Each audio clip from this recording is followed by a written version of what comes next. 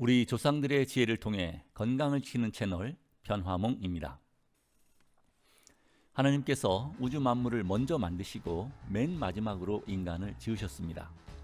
즉, 인간이 살기 좋은 자연 환경을 먼저 완벽하게 만드신 후에 인간을 흙으로 빚으셨기에 우리는 자연의 일부요, 필연적으로 그 우주 만물과 소통하며 살 수밖에 없는 존재입니다. 그러나 인간의 욕심이 커지면서 자연을 정복하고 훼손하고 있을 뿐만 아니라 자연과 멀어지고 말았습니다. 그 결과로 병이 생긴 것입니다. 그러므로 건강의 비결은 아주 간단합니다.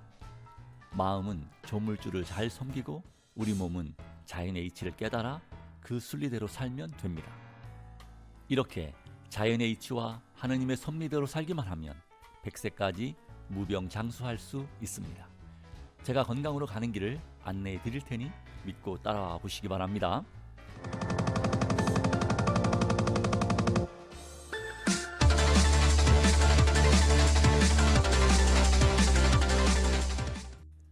우리 동양인들은 예전부터 천인상응이라는 철학을 가지고 살았습니다.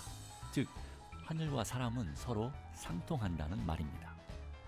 자세히 살펴보면요, 사람의 머리가 둥근 것은 태양을 상징하고, 몸은 넓음으로 땅과 통하고, 오관이라 하는 얼굴의 눈, 코, 입, 귀, 혀는 하늘의 오행을 상징하고, 얼굴의 7구멍은 북두칠성과 뱃속의 오장육부는 땅의 오행인 목과 토, 금수와 응하고, 맨 위 머리의 백회는 북극과 아래의 항문은 남극과 통합니다. 거대한 산맥은 사람의 뼈와 상응하고, 강의 물은 피, 들파는 피부, 산천초목은 몸에 난 털과 통합니다. 밀물과 썰물은 사람의 들숨과 날숨과 통하고, 천지의 오운육기는 오장육부와 하늘의 태양은 심장과 서로 상응합니다. 우리 인간은 천지와 서로 상응하며 살아가게 만들어졌습니다. 그런데 자연을 거스르며 산다면 결코 건강할 수 없습니다. 오늘은 지난 강의에 이어서 남녀의 음양의 차이를 먼저 살펴본 다음에 사람과 동물의 간의 관계를 공부해 보겠습니다. 남자는 양이고 여자는 음이다. 좌는 양이고 우는 음이다. 배꼽을 기준으로 위는 양이고 아래는 음이다 라고 지난 강의에서 말씀드렸습니다. 남자는 어깨가 넓고 여자는 엉덩이가 큽니다. 남자는 힘을 써서 사냥을 하고 노동을 해야 하니 심장과 폐가 튼튼해야 하므로 어깨가 넓은 것입니다. 반대로 여성은 아이를 임신하고 출산해야 하므로 간과 신장이 건강해야 합니다. 그래서 간과 신장이 주관하는 골반과 엉덩이가 커야 했던 것입니다. 그래서 옛날 어르신들이 며느리감을 고를 때 엉덩이 큰 처자를 원했던 거죠. 지금처럼 수술을 할 수 없을 때이니 출산하다가 산모나 태아가 사망하는 일들이 많았으므로 충분히 이해할 만한 일이었습니다. 또한 부부의 관점에서 보면 남편은 넓은 어깨로 아내를 안아주고 아내는 엉덩이로 남편을 받아주면 행복한 삶을 살 수 있습니다. 남자는 양이므로 열이 많아 열병이 많이 생기고 여성은 음이므로 냉병에 걸리기 쉽습니다. 머리는 양이고 몸은 음입니다. 머리는 둥근 태양을 닮아 양이 되고 몸은 넓은 땅을 닮아 음이 됩니다. 몸에 비해 머리가 큰 사람들은 양적인 사람이 되고 몸에 비해 머리가 작은 사람들은 음적인 사람이 됩니다. 하나같이 남녀 불문하고 머리가 큰 사람은 소리도 크고 활발하며 활동적이고 생각보다 몸이 앞섭니다. 그래서 술집에서 계산할 때도 머리가 큰 사람들이 보통 먼저 하게 됩니다. 만약에 여성이 머리가 크다면 집에서 조신하게 살림하기 어렵습니다.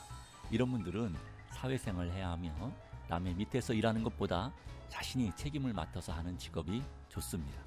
그런데 이렇게 머리가 크고 활동적인 양적인 여자가 집 안에서 살림을 하든지 시부모라도 모시고 살면 화병이 생기고 심하면 유방암이나 자궁암 등과 같은 부인병에 걸리게 되는 겁니다. 그럼 양적인 여자는 나쁘다는 말인가요? 아닙니다. 음적인 여자든 양적인 여자든 음적인 남자든 양적인 남자든 잘못되거나 나쁜 것이 아닙니다. 그러나 행복해지려면 반대로 만나야 합니다.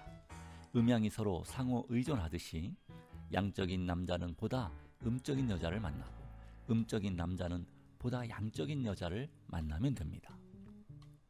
이와 반대로 양적인 사람들이 양적인 사람들을 만나면 해로하기 어렵습니다.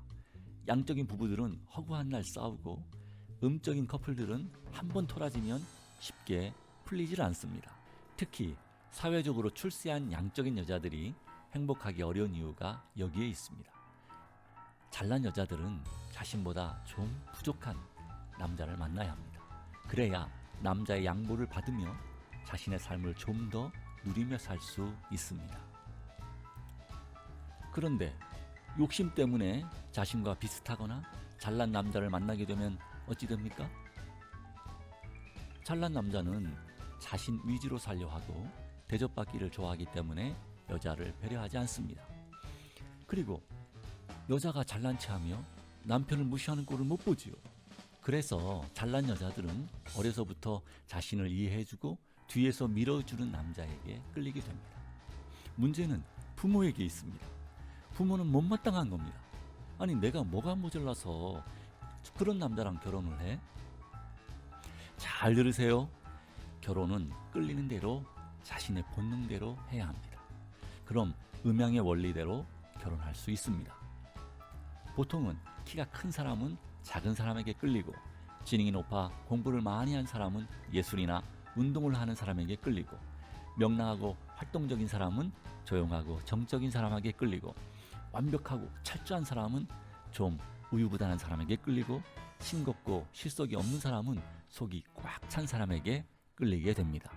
사람의 음양을 좀 더 알기 위해 동맥과 인맥에 대해 살펴보겠습니다. 동맥은 의심하고 감독하는 마음을 가진 경락입니다. 윗입술에 있는 은교혈에서 시작해서 등을 타고 내려가 꼬리뼈 밑에 있는 장강혈까지 이룹니다. 그래서 동맥은 남성적이며 양적이고 의심하는 부정의 경락입니다. 반대로 인맥은 믿고 맡기는 마음입니다. 인맥은 회음에서 시작하여 아랫입술 중앙에 있는 승장에서 끝납니다. 그래서 인맥은 음적이며 여성적이고 미등의 경락으로 불립니다. 남자는 윗입술이 발달하면 활동성이 강한 사람이고 반대면 정적인 사람입니다. 여자는 아랫입술이 앵부같이 잘 발달했으면 예쁜 음적인 입술이고 윗입술이 발달했으면 자기 주장이 강한 여자가 됩니다. 그럼 건강한 사람이란 누구일까요? 바로 음양화평 지인입니다. 입술의 모양이 가지런하게 비슷하고 윤택도 비슷하며 어느 한쪽으로도 치우치지 않은 사람입니다. 동물의 음양을 살펴봅시다. 사자, 호랑이, 표범, 하이에나 같은 동물은 몸에 비해 머리가 커서 양적이라 말할 수 있고요. 돼지, 쥐, 영양, 꽃사슴 같은 것은 머리가 작아 음적인 동물입니다.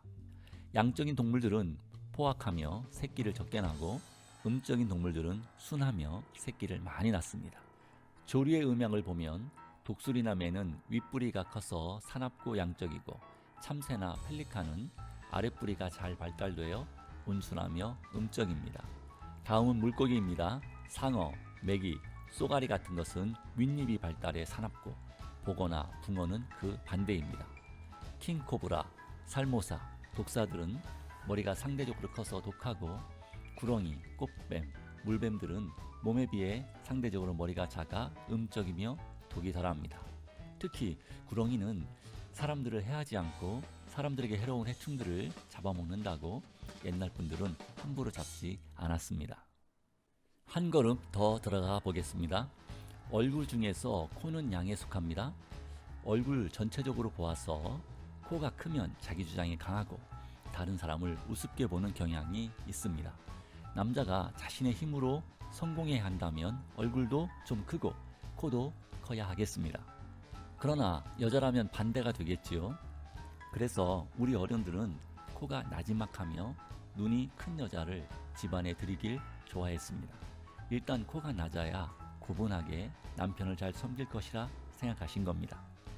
눈은 간하고 통합니다. 또한 간은 자궁을 관장합니다. 다산이 복이었던 옛날은 자궁이 튼튼해야 아이를 잘 낳을 수 있어서 눈이 적당히 크고 맑은 사람을 좋아한 것입니다. 입은 비장에 배속됩니다. 그래서 입이 적당히 크고 도톰하면 식욕도 좋고 소화력도 좋습니다. 그러나 비위가 약한 사람은 조금만 피곤하면 입술 주위가 부르트고 찢어지기도 합니다. 그런데 입술이 지나치게 크고 두툼하면 개방적이고 활발하고 식욕이 넘칠 뿐만 아니라 성욕도 강합니다. 남성은 코를 보고 여성은 입을 보고 정력을 판단하는 것이 전혀 근거 없는 속설은 아닙니다. 어떠세요? 음양이 재미있지요? 다음 시간은 사람과 식물의 음양에 대해서 배우겠습니다. 오늘도 함께 해주셔서 감사합니다. 여러분의 건강지킴이 변화몽이었습니다.